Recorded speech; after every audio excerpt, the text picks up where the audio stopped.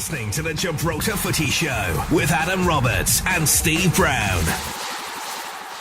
Well, thank you very much indeed for joining us this evening here on the Gibraltar Footie Show. You are with Steve Brown and Adam Roberts, and it's been another interesting week on the Rock of Gibraltar, Adam. Yeah, we've had some big news coming out. It's been interesting in the second division, been catching on in the Premier. The Premier kicked up again, so that's always good. So hopefully we can build on from here and get some good games on there. Yeah, because we were talking off air just then, and we were talking about, you've been out the house at every single night this week. Yeah, it's non-stop, obviously, with a 2-month stop in December and January. The GFA have kind of crammed all their games into the next few months, so it's non-stop, really. Well, there's quite a lot to talk about this evening. Of course, we're going to pick up on them interviews that you did at the weekend, being a busy bee that you are, with Anthony Bardon from Imps and the national team, and of course, is it Graeme Torrilla? Is that how Graeme Torrilla? Yeah. Is that how you pronounce it? Yeah. Everyone has trouble. Please forgive me. Please forgive me. But we're going to pick up on them later. We're also going to pick up on the games coming up this week as well. But I want to start with the under-17s, because I've just been looking on the webpage of the GFA. They've set off for a trip to Belgrade. They're in European action. Yeah, they're in the under-17 Euros. They just played their opening game today against Serbia, and it wasn't pretty, was it? Nah, losing 7-0 isn't ever pretty. But I don't think we can expect anything less from these kids. Obviously, they're in the big teams. They're not getting the game time they want. They're not playing a lot. Obviously, they're in the lower down divisions, which don't get as much game time as the second division and Premier, but hey, it's still a learning curve for them, and I know they've got two great managers in David Ocello and Head, and it can only get better for me. As you say, it is a learning curve for them lads. They've got 7-0 against Serbia. They've got games against Greece and Norway in their qualifying groups, and it's all experience moving on up to the likes of the under 21s and the full nationals, isn't it? Yeah, of course. Every team is still learning. I remember the under 19s a few years ago. They played against France, and they got a similar scoreline or a bit more. They played against the Netherlands. These are all teams professional standards. Their players have been playing in high levels for years now, and ours are just creeping in now. So it's all learning. They just should learn from every game and take it one step at a time. So what teams are these lads playing for then, Adam? Is there some kind of academy structure? Is there a league for the under-17s level? I'm aware that there is an under-17s level. I'm unsure if it's as competitive as second division and the Premier, but I do know that the squad is, just like the senior, mainly based from the Lincoln Red Imps players. I know they've got 12 from there, if I'm correct, and then the rest of the squad is just made from other teams. Yeah, but as we say, it is good experience for the guys. Gets them away, gets them working as a group, as a body, as a team, and also it's good experience for the coaching staff as well. Yeah, of course. I know David Ocello and Stephen Head are two good managers. They've been involved in Gib football for a while now, so I know they'll be learning as much as the players are. Excellent. Well, just moving on from the under-17s to the under 21s. We were talking about the under 21s last week, of course. Fantastic result against Macedonia, 1-0. You've had the chance of catching up with Graeme. We're going to bring in that interview later on. I know that you were speaking to him at the weekend, but it's just been announced as well that the under 21s are playing a couple of games in Victoria Stadium. Yeah, on Monday the GFA announced that we'll be playing, I think it was Russia and Serbia, on the 23rd and 27th of March in the Victoria Stadium, which is great. Which is something to celebrate, isn't it? Yeah, it would be incredible. We haven't seen a competitive game on the Rock since last year with the European competitions. So it'll be good to everyone to be able to get off the chairs and watch it on GBC and actually be able to go down to the Victoria Stadium and watch it. Yeah, definitely. Because we were talking, weren't we? We were talking off air. We were talking this afternoon. We've been chatting during the course of the week, as we do on several occasions. And we were talking about that fantastic atmosphere when Red Imps entertained Celtic and the crowd became the 12th man. That's exactly what we need. We need that intimidating atmosphere that fortress. And you're only going to get that if you're playing on your home soil. Yeah, of course. We've seen over the last few years that teams from abroad have been coming to the stadium and really been struggling. I know a large portion of it is down to the pitch, but we've shown that it's not easy coming here. I know Lincoln beat Celtic, of course, and they beat Flora here. Yeah. And Chelsea. I was going to say Chelsea. And that's next year. Yeah. And Europa beat Punic, so it's not easy coming here. But I just want to focus on the fact that, these games are going to be played, which is excellent. Serbia, Russia, coming to Victoria Stadium. We need to get the main team. We need to get the national team on home soil. What's going on in regards to the planning and the execution of sorting out Victoria Stadium so it's in the FIFA? Well, the pitch, I know the main pitch is being relayed in December and January, hence the 2-month break that the GFA implemented. But as far as I know from there, everything's all hush hush. We know obviously they came out with a stadium being bought for 16.5 million. Yeah. And since then, everything's all hush-hush, and we'll know one stage at a time, I guess. Yeah, because they've been doing this for a few years now, and they've got to stop it at some point. They've got to put their hand in the pocket and sort the stadium, bring it up to standard, and stop the diehards from Gibraltar having to travel a 600-700 mile round trip to Faro. Yeah, of course, but there's many things that need changing. I'm looking at the GFA from a social media point of view, and that's one thing that needs major rechanging. I'm looking at... Well, they're getting it wrong, aren't they? They're getting it wrong. They're calling an under-17s game an under-21s game. I'm looking at obviously, like I was saying, I'm looking at their social media, and that's something else that needs changing majorly. You look at any other national team's Twitter page, and it's non-stop. While they're on the ball, aren't they? It's once every 2-3 weeks at best. And as you're right in what you're saying. I don't want to batter them over the head with a stick. But what we're doing here, this should have been done by probably the GFA as soon as they were given access into UEFA and FIFA. Anything, but like they always say, I've spoke to them on many occasions, and it's all resources and time. There's no resources, and they have no time to be able to be doing this. At the end of the day, they've got a family to go to, and like everything else, family is always first. Yeah. Well, anyway, talking about the under-21s, moving swiftly away from that, now we've kind of whacked them over the head. Under-21s, you had an opportunity, we chatted about him last week, the star of the moment, the man walking down Main Street and not being able to get down Main Street without being stopped by about 20,000 people. He's probably done a detour down Irish Town about 20 times already. Yeah, he was telling me that, I think he was telling me that his mum received an email, a work email, and at the bottom he was telling me that it said, are you the mum of the Gibraltar under-21 captain? Fantastic. It was crazy. But you managed to catch up with him at the weekend. You got in touch with him, and he was happy to meet you. And what was it like chatting to Graeme? Yeah, he's a nice guy. I've known him since I got into football, and he's one of the good guys of the game. He loves his football. It's something he's being fully focused on. I know he was telling me that he stopped with school and studying, and he's putting his full attention into the game. He just got a move to Mons Calpe in the summer, so you see that he's moving in the right direction. I know Janssen Daly has many contacts, so maybe the chance to move abroad is there for him if he knuckles down and puts a lot into his game. Because, it'd be good for some of these guys, not just Graeme, but quite a few of the under-21s to get off the rock and maybe experience a different culture and maybe a different standard of football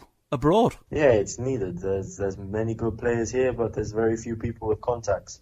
Once we start sending players abroad, I know from the player itself they'll benefit, and also the national team and their own team will benefit. Well, you did catch up with him, and this is what he had to say. First year in Premier, how did you find it with Lions? It was actually really, really enjoyable. Took me a while to settle in, playing in a team where things are more professional, not so much a pastime anymore. But I enjoyed every moment of it. I managed to get quite a lot of game time, which was one of my main objectives. And at the end of the day, I can say that I had quite a good season, and I achieved at least my personal objectives. How did you find the whole transition from playing second division to Premier?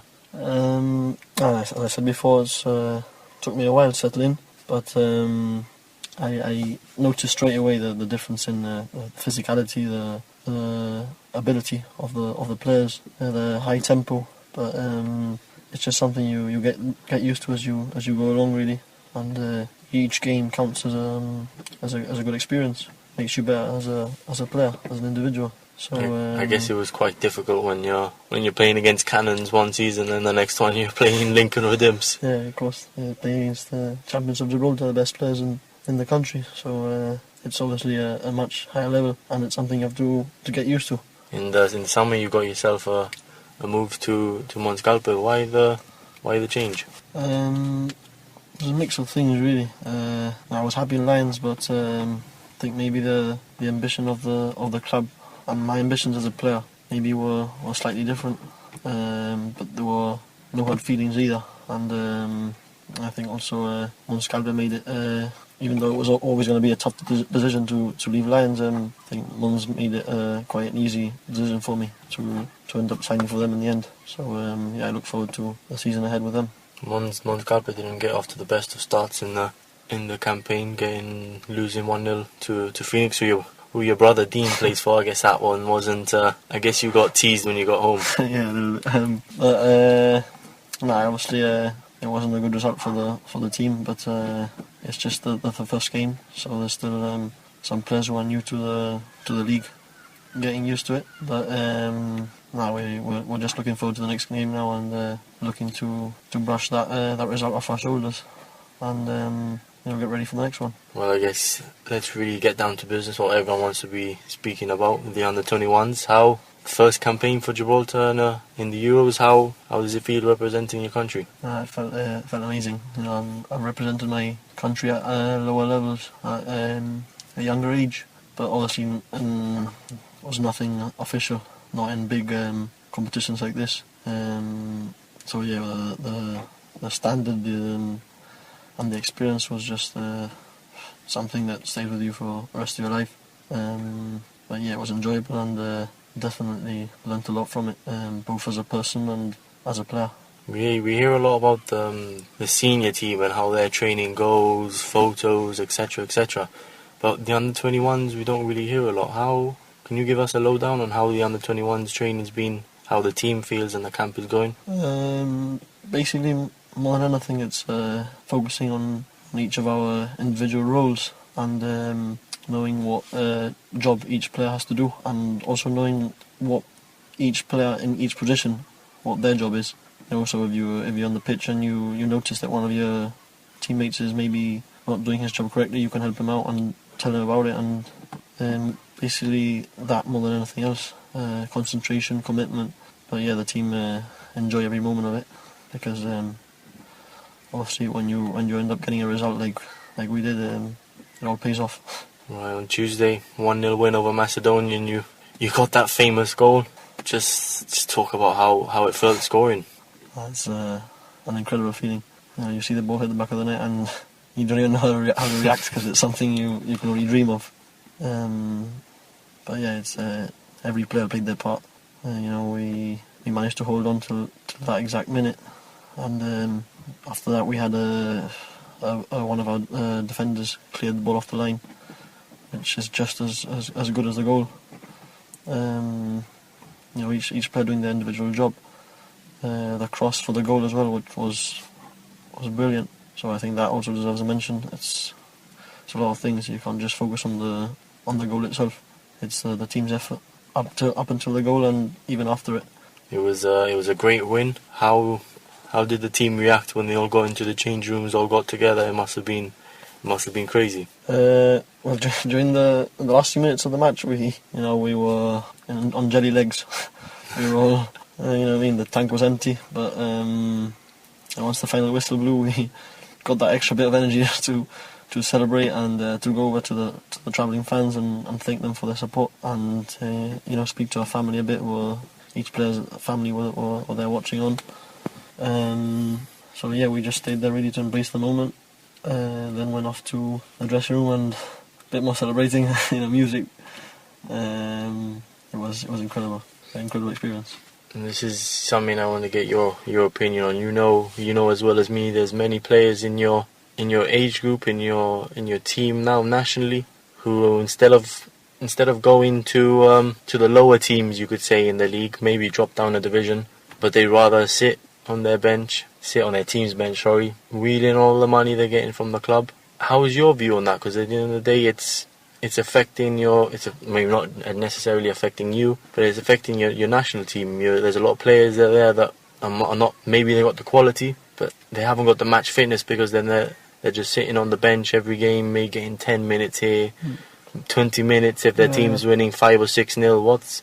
What's your view on it? I think it's actually quite a big problem here in Gibraltar.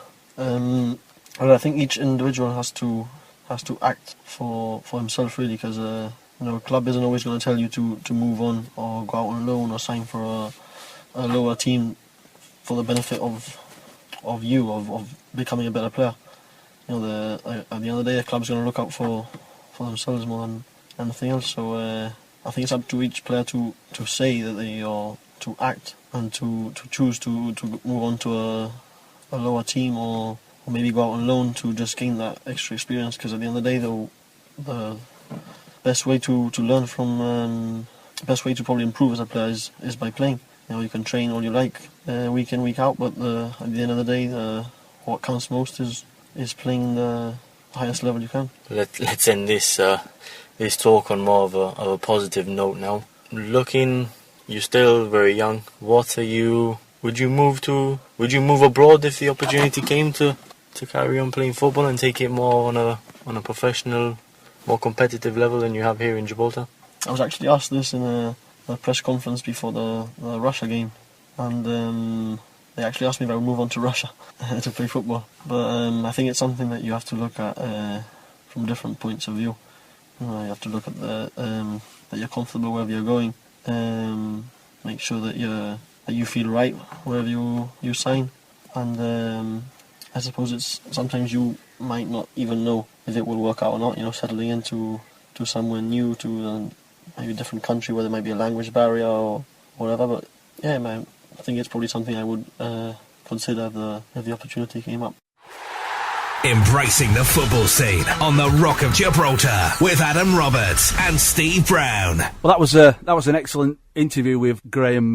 Adam, you must have enjoyed it. Yeah, he was a great guy. He had loads to say, and obviously listening what he was saying about the under-21s is always good. I feel they don't get enough coverage as they should. So being able to give us an insight was something that was very kind of him. Yeah, it'd be really good to see how he does and how he hopefully, nurtures and matures over the next couple of years. And as you said before, with Mons Calpe, he's hopefully going to get the chance to get a lot of game time. Yeah, but I've been told obviously the first game he told me he missed out through illness, but I've just been informed that he's starting tonight against Lynx in the start of match day 3. So good luck to him. Yeah, good luck to him.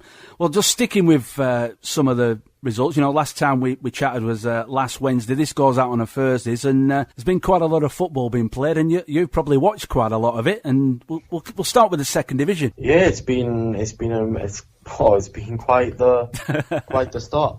I've got a feeling that the second division this year is probably the best it's been since I've started watching it about 4 years ago. I mean, you're looking at it now, and there's about 5 teams you could say that's in the loo to win the league. So it should be good to see how the next few weeks plan out. Yeah, well, I was just looking at some of the results, and as you said, it's probably going to be pretty wide open. Probably 4 or 5 teams will probably fancy the chances in that second division this season. Yeah, and this past week it showed you a lot. I think from the 5 teams in the top 5, I think 4 of them were in action against each other. So it was a very interesting weekend. Yeah, we're just looking at some of the results from the week. You have Leo FC, Angels FC 2 in that one, which means that Angels are now second, aren't they? They played 2 games at the moment, I think. Yeah, funnily enough, we had them quite low in our second division preview I did with Football Gibraltar. But I was speaking to a guy I know who's president of a team in second division, and he was telling me that he really thinks when Angels are fully fit, they'll win the league, which surprise me majorly. But once he gave me a few names, I wasn't surprised in the slightest. And of course, FC Hound Dogs as well. Unfortunately, he went down by 3-2 against College 75. That sounded like a pretty good game from what I were following on social media. Yeah, I wasn't able to attend that game, but I did hear that the College were leading 2-0 at one point. Yeah, they got it back to 2-0. Yeah, to 2-2, sorry. Yeah, Hound Dogs scored 2 goals in 2 minutes and got it back to 2-2, but then in the last 10 minutes conceded, and College ended up holding on and winning 3-2 with 10 men. That's a bit soul destroying, isn't it? You know, you work your gonads off and get yourself back into the game. Get it back to 2-2, you think, yeah, brilliant, here we can just stick it out for the last few minutes and get a point. And then College just hit you with a sucker punch. Yeah, I know that. It's happened to me many a time, and it's definitely not the nicest of feelings when you're working so hard and then all of a sudden one mistake or something, and there you go, you're behind, and now you got to work for it all over again. And at one team that are impressing me this season, I know it's early days, Cannons FC. What a game that was! I can tell you that game. I was there for that game, and it was ridiculous. What was it like, mate? It was just crazy. But everything that could have happened just happened. We got to half-time and there was 5 goals. Cannons were leading Boca for 3-2 at half-time. Both teams had a player sent off. Both teams had a coach or a manager sent off. It was just ridiculous. And from there, Boca got a further 2 players sent off near the end of the game. But Boca, like I said, Boca very, very good team, well-worked team. But I just feel that Cannons had a game plan and they just got into the heads of Boca early on. And once you start annoying them, kicking them here and there, the Boca players' heads just went, and from there on out, it was just too easy for Cannons. So really, it looked like Cannons has worked the head on Bocas and just grinded them and frustrated them. Yep, exactly that. And then you can see at the end with 3 sendings off, it worked correctly. Yeah. Well, what I've noticed, I've been looking at a lot of these results and a lot of these match reports.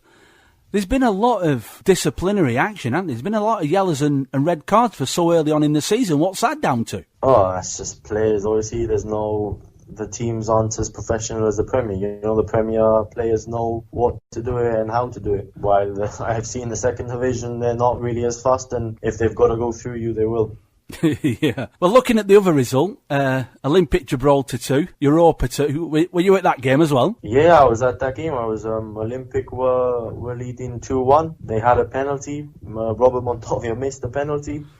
Luis Concierto got himself sent off, so Olympic were playing with 10 men for a large part of the second half, and was it the last kick of the game, I heard? Yeah, with about 5-10 seconds left of the game, Europa point went up the pitch and got themselves a goal. That would have been a real sickener, wouldn't it, for Olympic, I suppose? Yeah, it's been the second game in a row that they've conceded in the last minute. They conceded in the last minute against Boca when they went on to lose that game 2-1.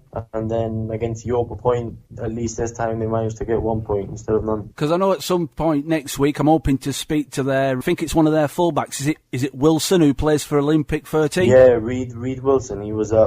He started out at Lions and then he got himself a move to Magpies last season. And then in the summer got a move to Olympic. Yeah. So what happened at Magpies? Did he just fall out of favour or did he just fancy a change? I'm unsure. I'm not really.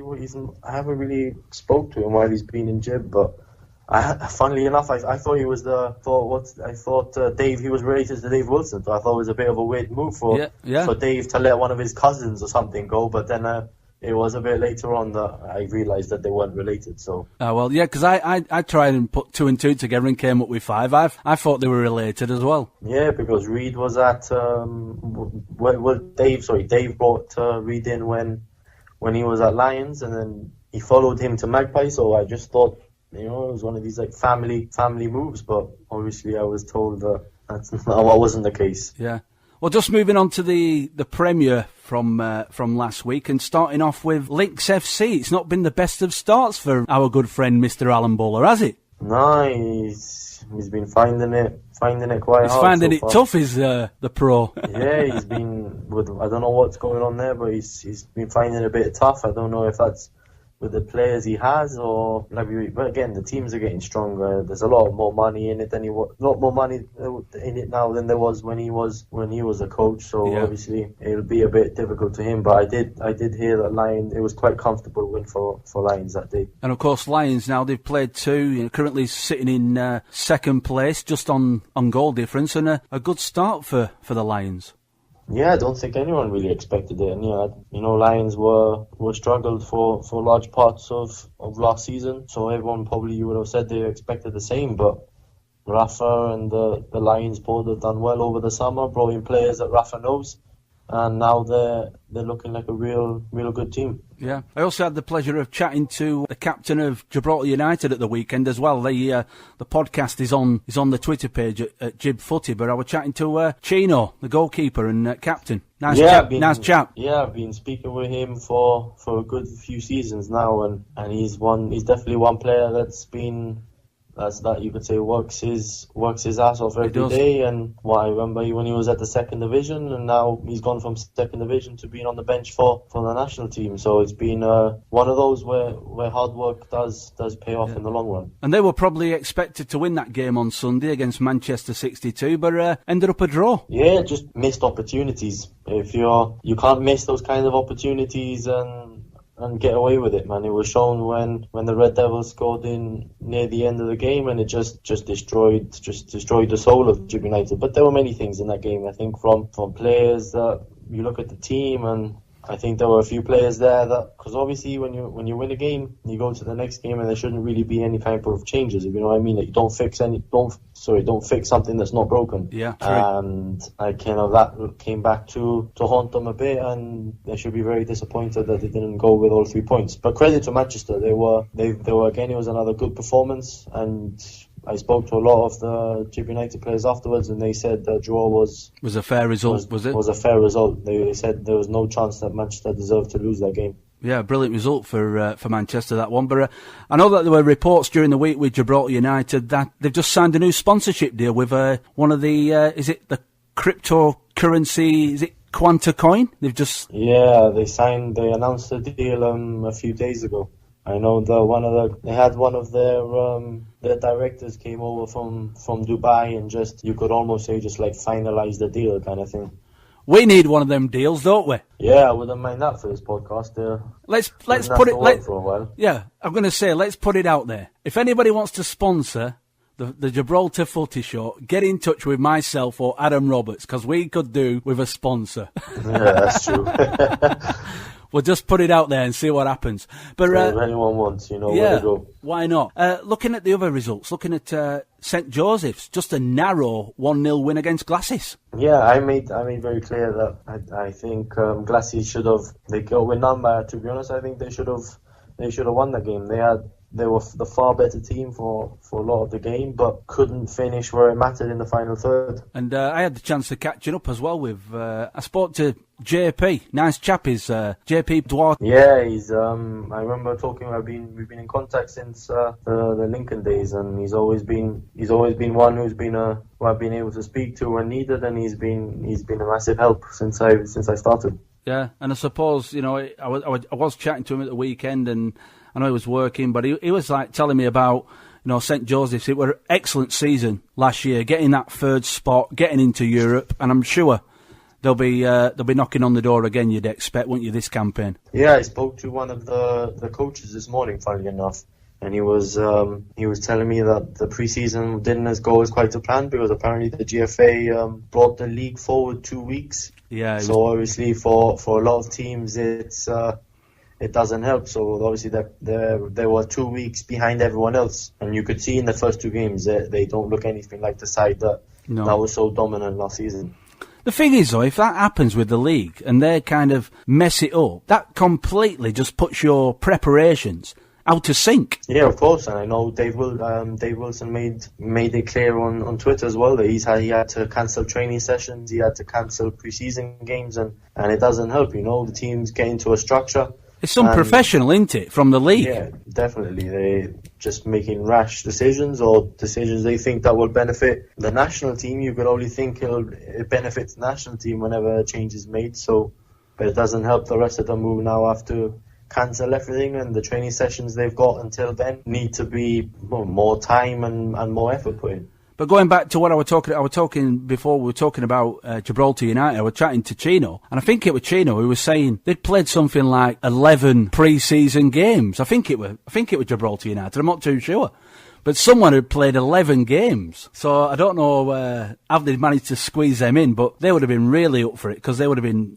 Well, you would expect them to be as fit as a fiddle. Yeah, I know the team was brought in for pre-season at the end of July, and since then it's been non-stop. I know they've been playing games every few days. So match fitness wise, I think they should be pretty good. But again, it's just the final third when it mattered. They just didn't finish their chances. Yeah, and I suppose a lot of that kind of that attitude and professionalism is going to be passed down from the likes of Salgado, who's going to be expecting nothing but the best from his investment. Yeah, of course. I'm sure he wants to find out what the lineups, because I know a few players from the Gibraltar United team are in his kind of like academy.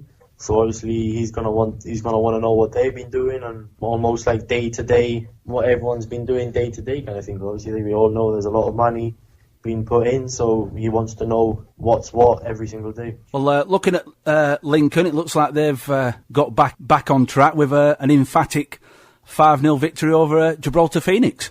Yeah, I was down for that game, and they were just different class. Yeah, standard Lincoln. They know what to do and they know how to win, and if they're winning these games with you could say missing a few of their good players, and some of their players like Anthony Bardon told me, they're not fully fit. If they're winning 5-0 against teams like this, imagine what they'll be doing when they're back to full strength. Yeah, but I suppose with a side like Imps, you'd expect plenty of ball retention, working it around, frustrating your opponent, making them do all the running, you making all the work, make the ball do the work, and as you say in the final third, putting it in the net. Yeah, they brought in this new striker over the summer called Falu, and I don't know if I've said it on a previous podcast, but the guy is almost like Diego Costa. He's got the pace, he's got his power, is ridiculous, he's aggression, defenders off, and you could say by far he's a defender's worst nightmare. Well, sticking with Imps, you did manage to catch up with midfield maestro Anthony Bardon, of course, international player as well. And I've listened to the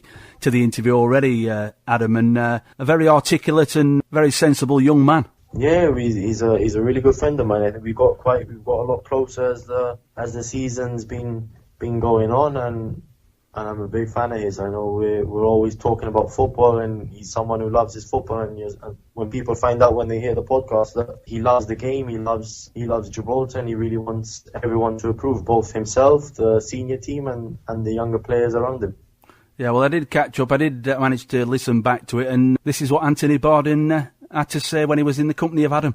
Well, Anthony, I guess you must be quite happy after yesterday's win. Oh yeah, it went well. You know, we played a good game yesterday. I think the team is starting to gel well and see the benefits of all the different players. And I think the first two games is reflective of how we played. And you know, hopefully we can build on that and prepare for Saturday's game against Europa. I guess everyone must be looking forward to Europa. I know you beat them on penalties in the Pepe Reyes. How important is Friday's game in the league? I think Saturday can be not a defining moment, but it could be definitely a moment that we can try to put our dominance towards the league, because you know, we can separate ourselves in Europa from 9 points. I know they got an extra game in hand that they got to replay, but you know, the 9 points is a big gap, so we've got to just work all week in training for that. And I think this year there's going to be many other teams, not just Europa, that are going to be challenging or Lincoln for the league. You know, I think the league in general has gotten stronger, so we've really got to use this first round to see the teams and try to win as many games as possible and prepare the best way we can.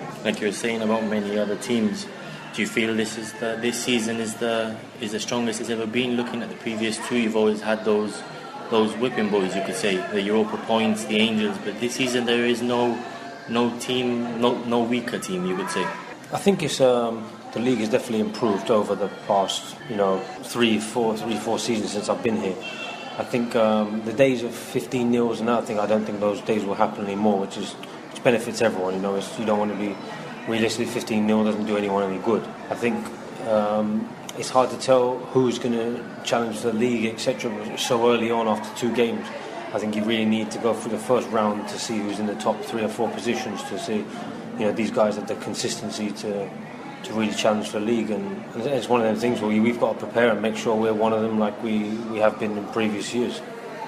I know last season was the first time Lincoln went without winning a trophy in over 10 years. How difficult was it for the team to accept defeat? I think it was a really, really difficult one to take, because if you look at the league and look at the league table, we lost the fewest games. We only lost 1 game in 27 matches, and we just drew too many games.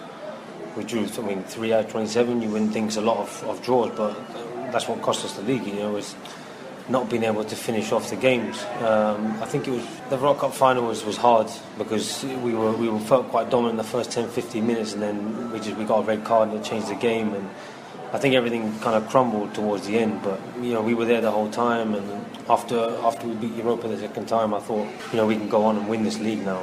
But we dropped points in other games, and it just shows that if you take your foot off the gas for a few games, sometimes it's not good enough, and you've got to be concentrated and motivated all the time to try and win every single game possible. Do you feel that almost losing the league kind of acts as an added motivation to win it back now? I think definitely. If you don't have that motivation, then you really shouldn't be playing for a team in the league, especially in our position where we're normally near the top end, challenging to be champions every single time. That gives us great motivation every single day to come into training. We don't want to be runners up. We've all won leagues, and we've got that winners mentality. So we don't want to come second. Our mission this time is to come first 100%, and that's what we have in our minds. We played in Europa League, and it was a fantastic experience and all that, but we want to be playing the Champions League qualifiers. That's what we're here to do, and we plan to accomplish that this year. If you obviously coming second, you brings the Europa League. How did you find your first time in the European competition? I think the Europa League is probably harder, to be honest. The first round, depends who you get as well. Larnaca are a good team. They got all the way to the qualifying playoffs for the Europa League, and they lost in the playoffs just to miss out on the group stage. They were a very good side, and I think it's not that we didn't really play that badly, to be honest. I thought we played well in a way. It's just a matter of they just had 5 chances and they scored every single time. But in the Faro game, we showed what we can do, 1-1, and it was a shame really, because we know we're better than that. We shouldn't have got done 5-0, but reality is we lost 5-0 and the tie was over from that. But we plan to make that better this year and get into European competitions again to make that right. I guess one question that everyone talks about is how was the feeling after that famous Celtic win? That was probably the best day in footballing. Club-wise for Lincoln, obviously 100% that's the best feeling ever. I think, in personal moments, that's definitely in my top 3 personal moments. To actually beat a massive European giant like Celtic, who have gone on to win the European Cup before. We beat them in Gibraltar. It was quite remarkable. And to go back to Celtic Park, knowing that we're up in the tie and we're there, and it was just an incredible experience, one that will live with us forever. And hopefully we can repeat it sometime, but that's very, very hard to repeat. We have to be thankful for that moment and try to use it as motivation to get to that level again. Just got back from Greece, where you played the final game of the World Cup qualifiers. How did you find that campaign? I think it's definitely an improvement on the last campaign. I know the first campaign we got like a minus 54 goal difference. This one we had less goals conceded and more goals scored. I think you can see the gradual process of the team. I think it's very difficult when you're going against international level opponents, but we have to believe and we have to get better from it. I don't believe in sitting there and feeling sorry for ourselves and saying, this and this, and they're top professionals and this. You have to take that into account. But when it comes down to it, you look at the Estonia game. We outpossessed them and we lost 6-0, which normally doesn't happen. We have to get better at the small things. I think that's what makes the big difference, is they just do the basics really, really properly, and we've got to try to emulate that and take that into our game. And the Greece game was very difficult. You know, they were playing to get into a World Cup playoff place, and they came out with a good mentality. But we held them to a 60th minute 1-0, and I think our legs just gave up in the last half an hour. As 2 games at that level in 3 days can be quite difficult for us. You said that the team's improved, but how have you seen your game improve playing against, like you said, top professionals? I think on personally, I've definitely improved. I think it's almost mentally as much as physically, because you learn to read the game and you learn to see the game in a different manner when you play so many games at that level. I think there's a lot of players that maybe rush into the national squad and this. I mean, I was thrown into the senior squad just like everyone else was. I think now with the under-21s and under-19s, I think all them players should play as many games at that level as possible before getting into the senior squad, because you really do appreciate the experience where you have 30-40 games of European competition before you get in, because it does take a while. It takes 20-25 games easy to get somewhere near that level because of experience, but I definitely feel like I've improved over, and hopefully after I can keep on going and become more experienced and a better player overall. You look at the success from the under-21s. How did the seniors take it when they heard that the under-21s won their game against Macedonia? We were over the moon for them. I remember in the camp we were really happy for them. That's a fantastic achievement. I mean, I spoke with the manager Aaron when he got back. I saw him, and I said, congratulations, and I asked him how the game went and stuff, and he just said, we held a good shape defensively, and we got a couple of chances and we scored a goal. And I heard, he told me they had a good, solid, disciplined shape, that's what you need at that level, and congratulate all of them for that. It's a fantastic achievement to take on and to try to get better, from what happened there. So you've got to carry on, and hopefully they can bring it into the senior squad from the under-21 level. Who would you say was your toughest opponent throughout the whole playing? I mean, as a player, I think Eden Hazard was just unbelievable. I mean, the speed of play was quite wild. I mean, really simply the way they change direction and stuff is just exceptional. You can see why they're at the top level. I mean, there's other players like, I was very surprised with the Greek number 10 who we just played, the attacking midfielder. He was very, very good. His movement was brilliant. But the thing is, at that level, there's some players that make the difference at the top level, but it's just overall in general they're all very, very good athletes, and it's quite difficult. There's not that much difference between them all, but I'd have to say Hazard was overall the best player.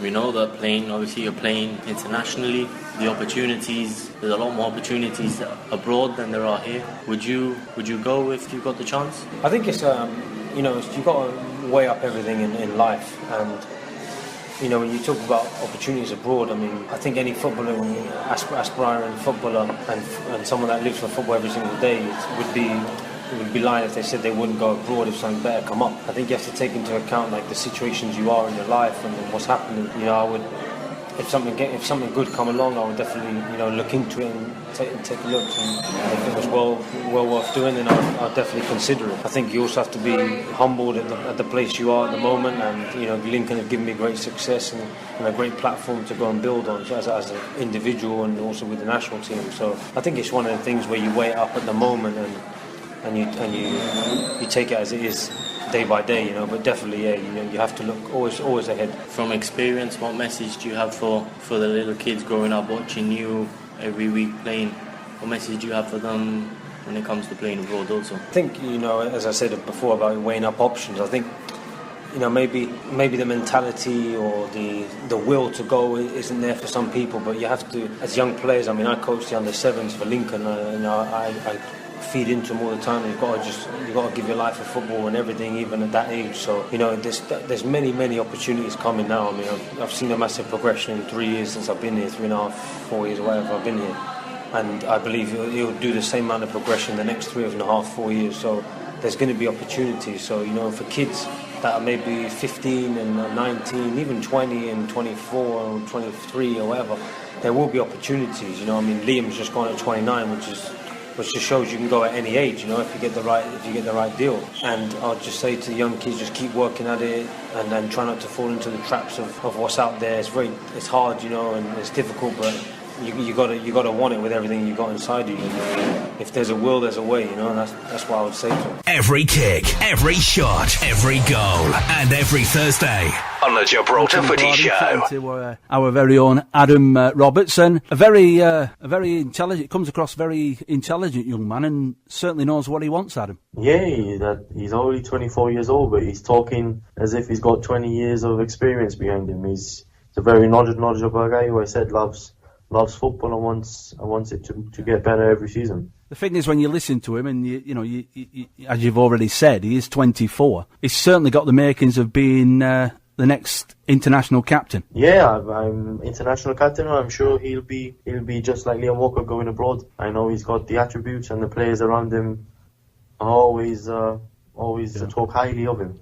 Yeah, well, I was chatting to him a few weeks back, and he was saying he's fully focused, as he said in the interview, he's fully focused on his job at Imps. He takes it very seriously indeed, wants to get back to winning ways and picking up some silverware, of course, after being kicked in the nuts by Europa at the last breath. But he is looking to aspire to go abroad at some point. Yeah, of course he wants to go abroad, and any footballer who wants to take the game full time wants to go abroad. There's opportunities there. The season, you could probably say the teams may not be as good, but I'm sure the level of competitiveness is, and I'm training. Instead of training once in the evening, you're training twice. You've got everything there. You've got your own diet, you've got your own gym, and obviously going abroad, you can only get better. And one man who has gone abroad, well, I did manage to speak to him in the week. You might have seen it on the podcast, but we're chatting to Mons Calpe, former Manchester 62 goalkeeper. Yeah, Mons Calpe. I know when he joined Europa when he was from Yeovil, and I think he was alright at first. He got into the team, but after that he found it quite difficult. Obviously, Jamie Rova came in as Gibraltar's number one, so Calpe took a bit of a back seat to him, and then Rova left, and they brought in Javi Munoz, very experienced. He's been a goalkeeper at the top flight in Spain for many years. I believe he was in the same Sevilla team as Sergio Ramos of Real Madrid, if I'm correct. And obviously he was just learning from there and really struggling, so he ended up getting to Manchester.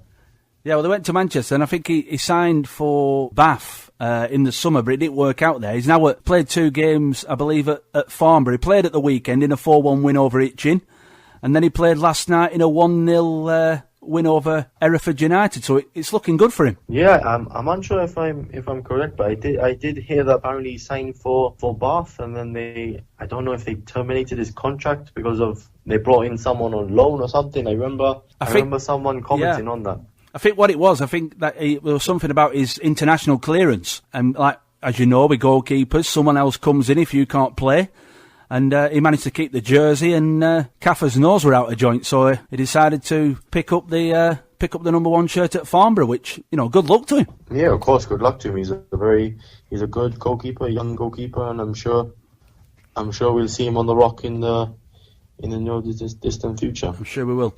Well, moving on, right to almost the end of the show, really, but the predictions for this week, and we'll start with tonight, because, of course, we record this on a Wednesday evening, but Calpe versus Lynx, what do you reckon? I think Lynx will find it difficult again. On paper, Mons Calpe are the far stronger side, so I'm giving them the win for tonight. And looking at games for tomorrow, you've got Glasgow United versus Gibraltar Phoenix. Do you think Phoenix might want to get back to winning ways after being clouted for 5 by Imps? Yeah, I know Phoenix would want to put last week's or the last defeat behind them and give a much better showing against Glassies. And Glassies again would be, they'd want to carry on their good performance against St. Joseph's and try and get a point on the board. Yeah, and of course tomorrow evening we've got FC. Well, we've got the Magpies, David Wilson's team against Leo FC. Not the best result last time around. They got beat 3-0. Yeah, I think that game may be a bit. I'm not sure what to say about that game really. I know Magpies.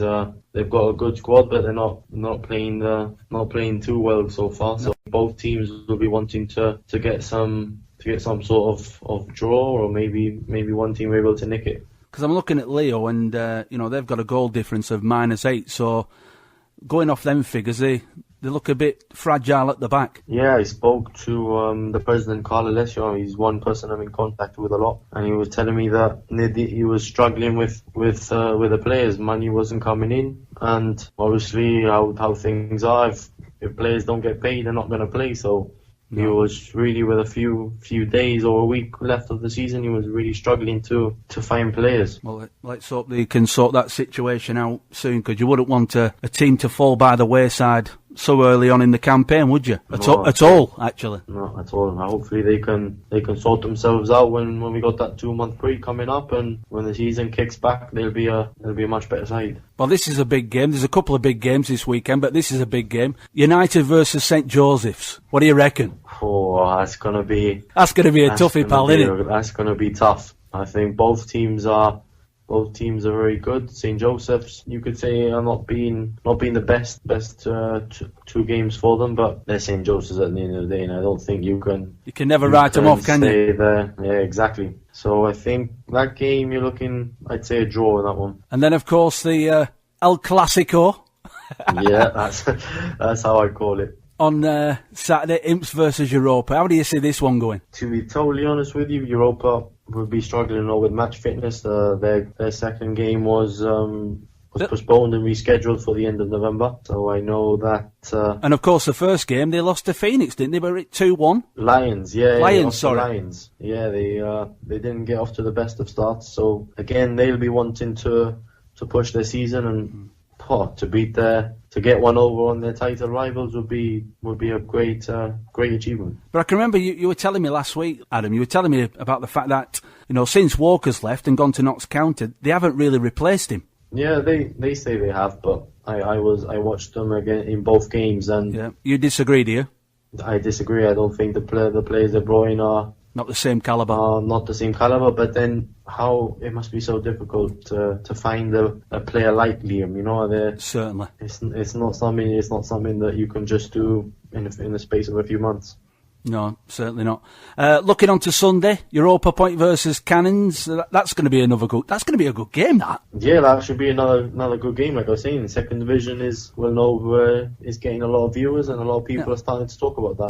Both teams have got off to a relatively good start. Yeah, I know. Wanfran's put a good team together at Europa Point. I was watching them against Olympic, and there were none of this just kicking the ball forward. There were pass, and that eventually worked well in the last 10 seconds, and they got themselves an equaliser. And then looking on to Monday, we got Angels versus Olympic. How do you see that one? Going? It all depends about Angels and how fit they are on that game. Like I was saying, I was told that a fully fit Angels will win this league completely. So yeah, it should be interesting to see how Angels come up against on that day. Well, it was Angels who put Magpies to the sword by 3-0, weren't it, last time round? Yeah, I got the second half of that game, and good game. And Angels, I got the second half, like I said. Sorry, and Angels were all over them, and Magpies just couldn't do anything really. And then finally, Boca Juniors back in action against our friends.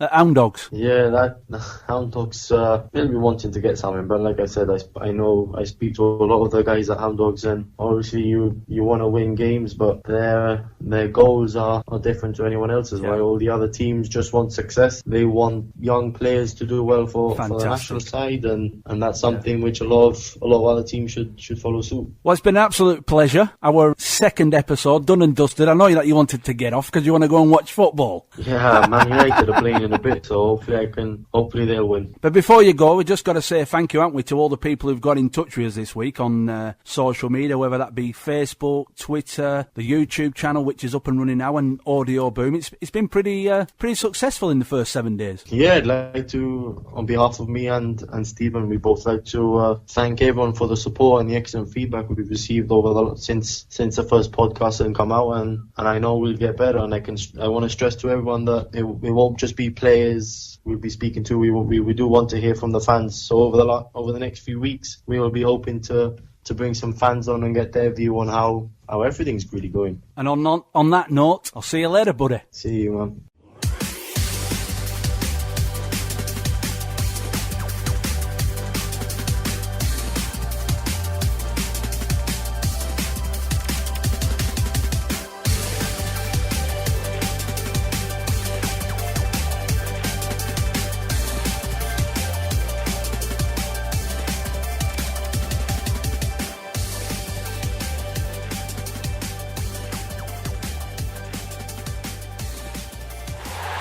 Embracing the football scene on the Rock of Gibraltar with Adam Roberts and Steve Brown.